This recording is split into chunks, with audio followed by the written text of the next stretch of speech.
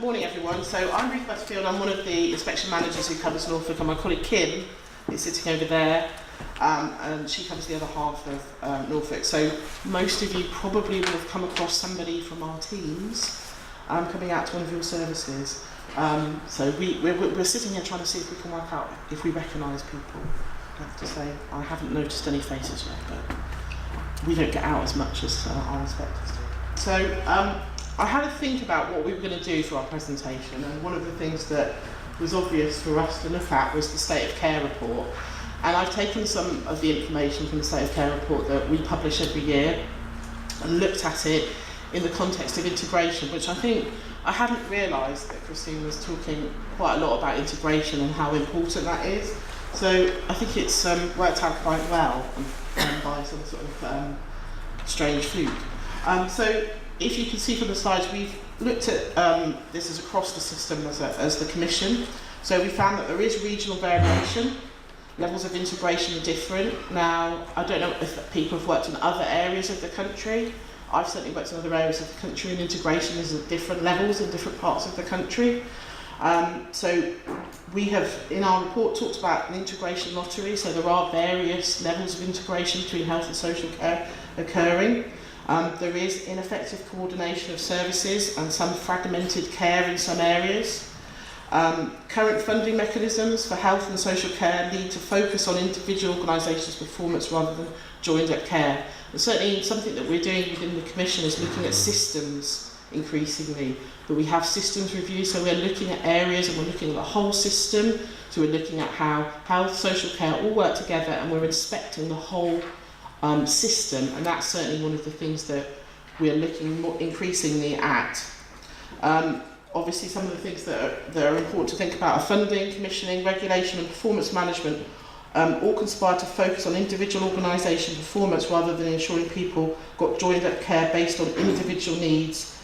Without incentives to drive leaders together rather than push them apart, individual providers will increasingly struggle to cope with demand and the quality suffering as a result. So it's about how we bring everyone together and everyone's working towards the same goal, and that's really important that we try to see how we can do that.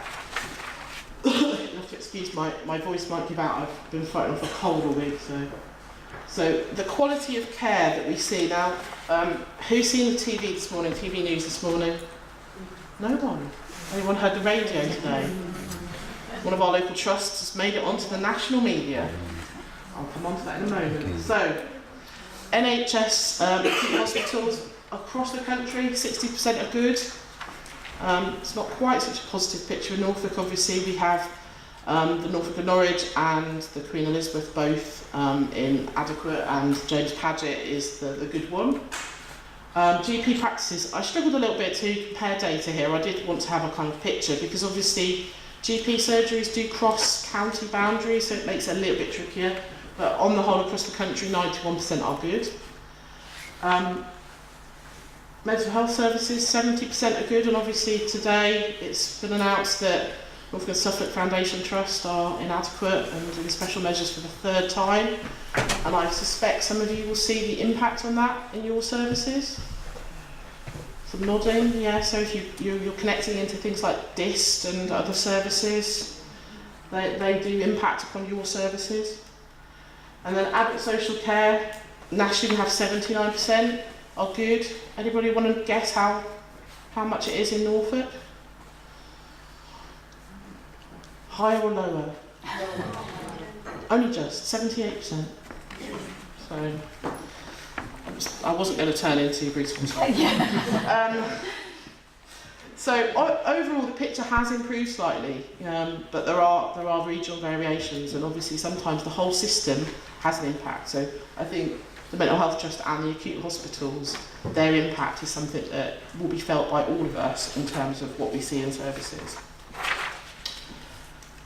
I promise I won't blind you with statistics forever, but I think it's really important to look at how variation is. Is there a pointer on this thing? There is. I found it. I hope. Doesn't it work? Oh!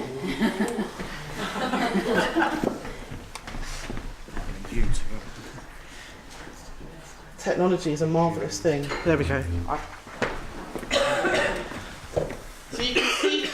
from the State of Care report. So grey and white areas of the country, access to good care is a struggle.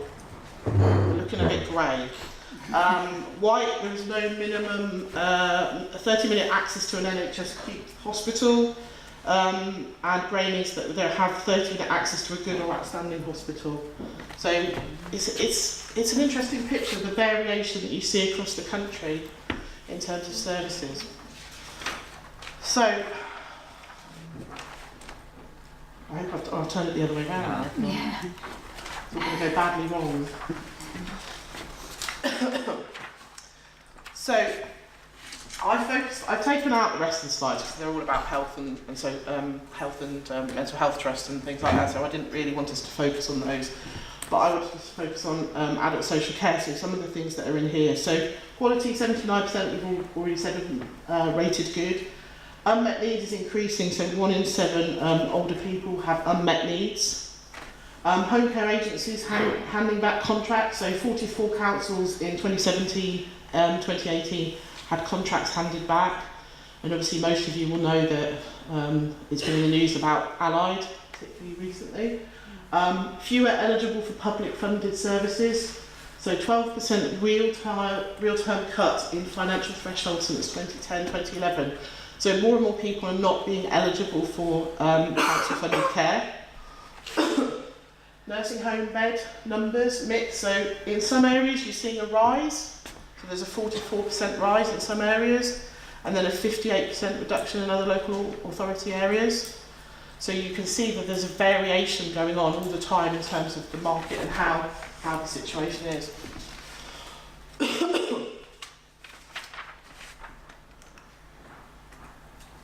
So just to kind of bring it to that's too many buttons. Getting the right care, the right things that is sustainable. Sorry.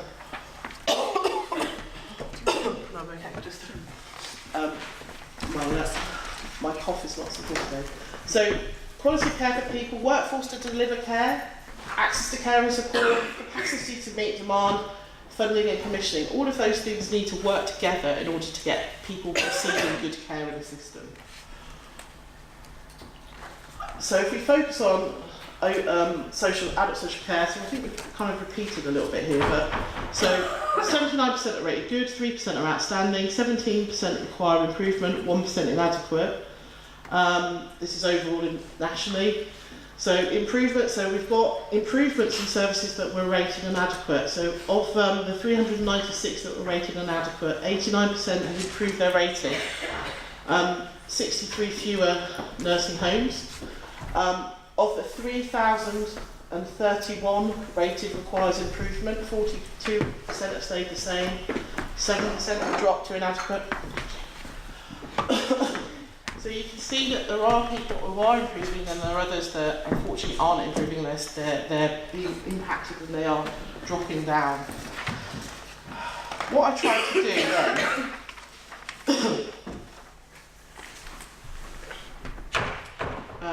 I will flip over to the next one, is to look at your programme. Because I don't want to focus on all the negative, I wanted to focus on some positive things. Because that's why people are in this room, aren't you? You want to give care that's really good to people. So I have picked out some outstanding reports that have just been published and picked out just a little phrase from a report related to some of the things that are on your agenda for later. So the first one is about falls. You've got a section on falls coming up, haven't you? So lessons learned, and by the way, it wasn't this thing alone that made them outstanding. It's important to say that if you read these reports, you'll see why a service is outstanding. But I've picked out the features. So lessons learned were shared amongst the organisation. For example, a person had suffered some falls. This prompted a new category of near-miss falls, included a monthly analysis that signs leading up to potential falls could be recognised with ease. Is that something that people do? Is that something you could add to your system easily? You've got some nods. That's from a service that's rated outstanding in all areas. It's called Care Found. So it's rated in all areas as outstanding, which I have to say is more unusual. You've got a session on hydration. I'm not going to read these all out because they're a bit long, but these focus on hydration and sort of looking at how people are feeding and eating, what their food is like. So the first one is about hydration stations, so making sure there are snack shack and a hydration station available so people can get things when they need them. They also did, this person woke up in the middle of the night and wanted food, so they prepared them a meal and left it ready and would heat it up in the night for that person because that settled them every night. There is another, so that's from a service called Birch Hill. That's outstanding and effective and well led. There's one I didn't add to the slide, but I particularly liked this one, which was called From Ash Grove, which was published in November. In terms of food, they looked at different plates, cutlery, different coloured plates for people with dementia. They also had specially heated plates to keep food warm while people were eating their meals who were slower eating, so their food didn't go cold. I thought that was a particularly good example. Parkwood House, so this one is rated outstanding in effective caring, responsive and well led. So I found it a little bit harder to search our reports for something about incontinence, if I'm honest. But I thought this was quite an interesting thing in terms of how continence care is really important in someone's overall health. So they picked out here that the skin breakdown was caused by incontinence, and so they had excellent assessments, care planning, and looked after that person's skin care to make sure that that didn't affect them going forward. You've got flu on the agenda as well, haven't you? Hopefully no one's getting flu. But this one just picks out an example of where people are having best interest decisions regarding whether they should have the flu vaccine. Certainly that's something that's quite interesting to think about. How many of you assume that the GP will have done that? Ash Grove, rated outstanding in effective caring, responsive and well led. This one is my personal favourite. So, the service had bought germ dust and run an exercise where a contaminated package handed from the postman to staff had resulted in germ dust being spread throughout the home. Staff walked around all the areas that had been contaminated to give them appreciation of the importance of good infection control techniques. Anybody done anything like that? Has anyone done a hand washing exercise where you use that stuff and you have to put it on and then everyone goes back in? Think about how you could use that in a different way in a service to see how easy it is to spread something. This same service had also bought a life-size training body, and they used to place it around the home so people would react, so the staff would react if someone had fallen or if someone was choking. And so they had looked at how they could use that to kind of get staff to react when, to different situations.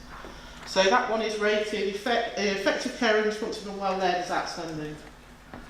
And then I think, finally, I've got this one. You talk about champions later, it also connects into infection control. And I thought this was a really good thing to think about. So the infection control champion, when talking about the use of gloves for providing personal care, said it's also about gloves off as well, to hold people's hand. It's still about touch. And I think that's a really good person-centred approach to thinking about things. And that service is rated outstanding in effective caring, responsive and well led. And none of these things are big things. They don't take a lot of resource, and I think that's something that many people will say to us. You haven't got the resources for that, but actually a lot of these things are quite simple approaches, simple things you can do. If you add them all together, I urge you to read these reports because you'll see why these services come out so well.